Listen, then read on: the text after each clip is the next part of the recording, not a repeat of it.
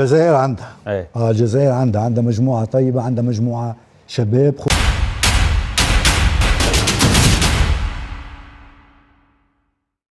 اخر مجموعه الارجنتين، الجزائر، النمسا، الاردن.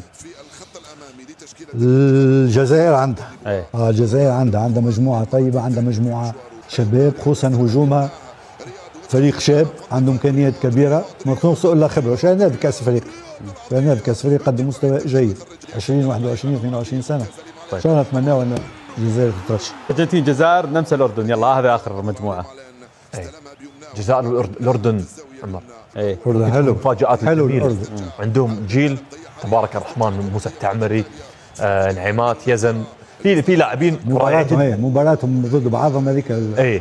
مباراه الاردن والجزائر بتكون بس بتصير نفس السعوديه وتونس 2006 والتعادل، ترى ما يخدم احد. ما يخدم حد. ايه، نبي الاثنين ينطلقون، نبي الاثنين ينطلقون. نفس فكره انا هذا المشهد ب 2006 ازعجني.